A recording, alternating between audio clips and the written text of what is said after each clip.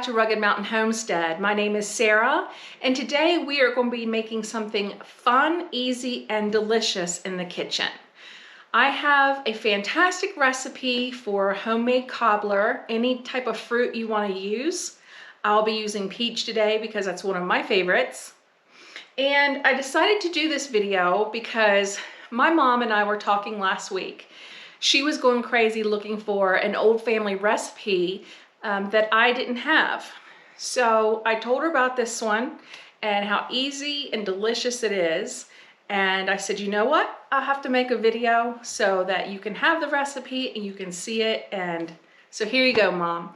Let's get started on our easy, delicious, no-fail cobbler. Now I'm using a 2-quart square pan and I have half a stick of butter in here, which is the equivalent of half a cup of butter. I'm going to take this, just put it directly in the oven on 325 and let this stick of butter melt completely.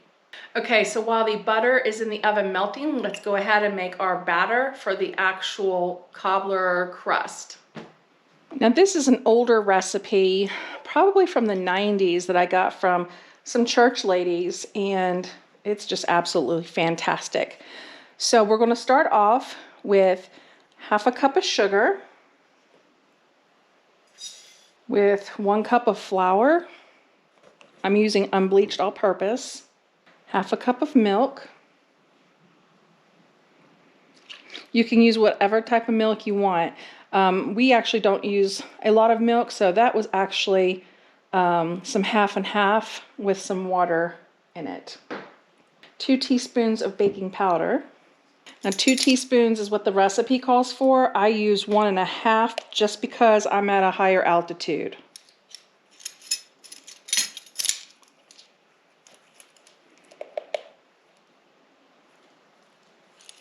And 1/2 teaspoon of salt.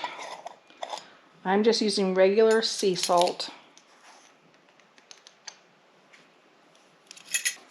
Now we're just gonna combine this. It'll look rather lumpy, kind of like a rough dough.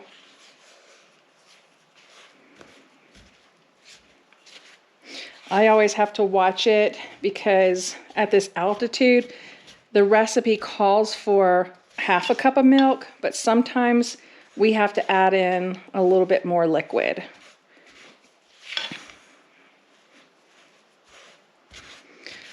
And that is what I'm going to do. So I'm going to add in like another 1/4 cup.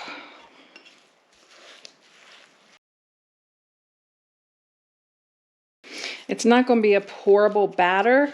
It's going to be like a rough dough, but you don't want it to be dry or crumbly or anything like that, the way it was looking.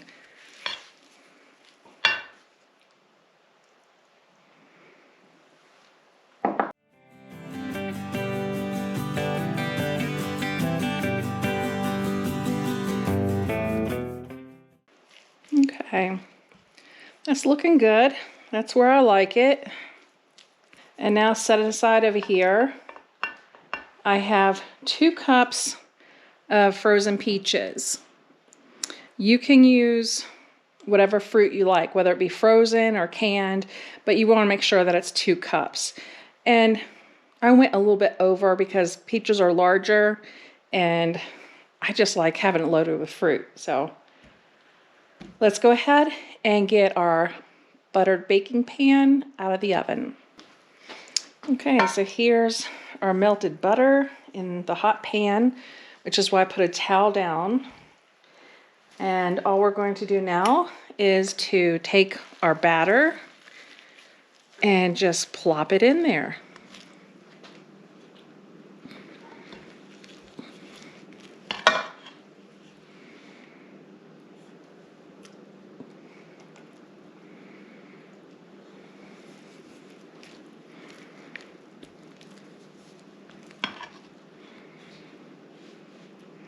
And there is a lot of heat coming off that pan of melted butter, so just be very careful.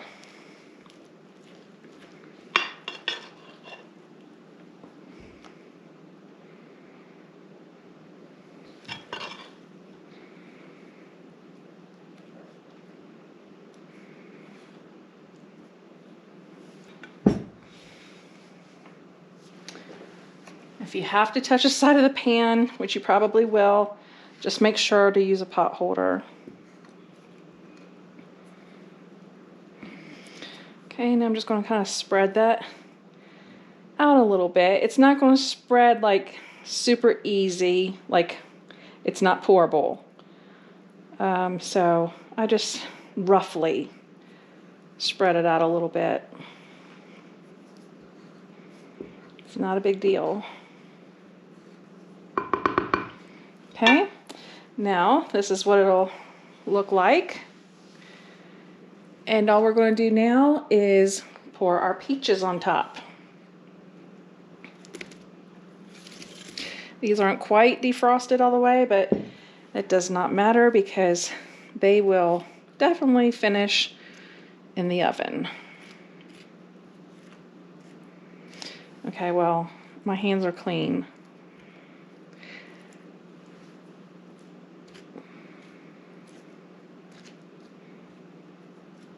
I like a lot of fruit with mine.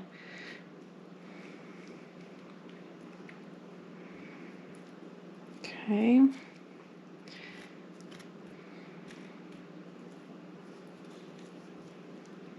Okay. And then at this point, I'm just going to take a little bit of sugar. Probably like a 1/4 cup maybe. Just eyeball it, whatever you're comfortable with.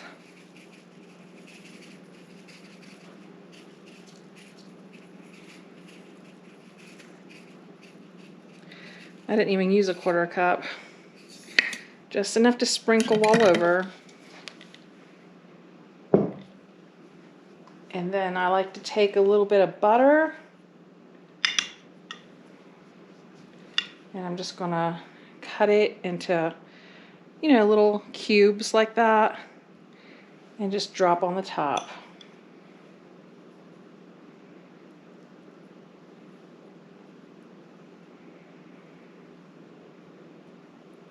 This was probably a tablespoon that I picked up.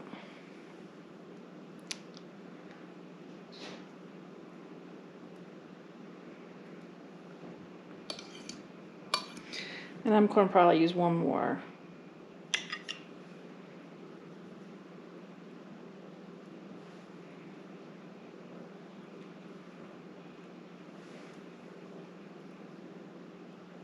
You want to do this quickly because it does start to melt. Of course, this was my table butter, so if you wanted to use some directly from the refrigerator, you might have a little bit more time. Okay, friends, that is it. We're going to stick it in the oven now. It's going to go into a 325-degree oven for about 25 minutes, maybe 30. We'll see. We'll check it at 25. Okay, the cobbler is out of the oven. Look at that. That is perfect. That's exactly the way I like my cobbler. I can see that the juices are in there making it for a soft middle. I have some crispiness going on the edges. That is just fantastic. And Dean is going to be very happy to know that this is our dessert for tonight. This is extremely hot because I just got it out of a 375-degree oven. I did melt the butter at 325 degrees just because I don't want it to splatter. But this cobbler was baked at 375 degrees for 25 minutes. Look at that. It's very hot, but I just wanted to pull some up so that you could see how nice that is. Look how you can tell how soft that is. That cobbler there, the nice soft peach there. Oh my goodness. And the crispiness from the top and the sides. It's just perfect. Oh, it's gonna be hard for me to wait to eat this till dinner tonight. I might have to sneak a taste. This will be our little secret.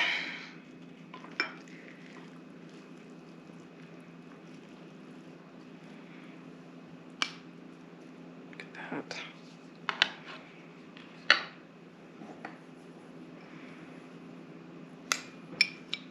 And it is hot.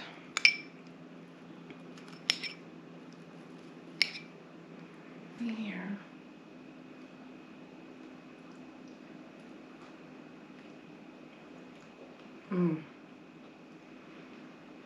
That is perfect.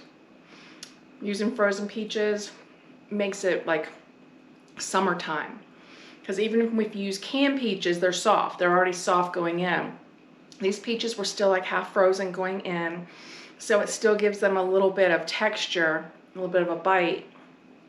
And the flavor is just fantastic. Nice, crisp, and buttery on the outside. Soft on the inside. Just perfect. Just like you'd like to have your cobbler. So mom, friends, there you go. That is the easiest cobbler recipe. It is the most delicious I have ever tasted. And I've been using this now for many years. So go ahead and try it out. I'm going to leave the recipe in the description box below. For those of you who aren't sure, the description box, where the title is and everything for the video, there'll be a word there that says more. Click on that and it'll open up the description box below where you will have the full recipe. That way you're not trying to write it down while I'm cooking. It just makes it a little easier. So give it a try. Let me know how it turned out for you. Let me know what fruit you used. And I'd love to hear how you liked it. So thank you for joining me in the kitchen up at Rugged Mountain Homestead today. I look forward to seeing you next time. And until then, take care.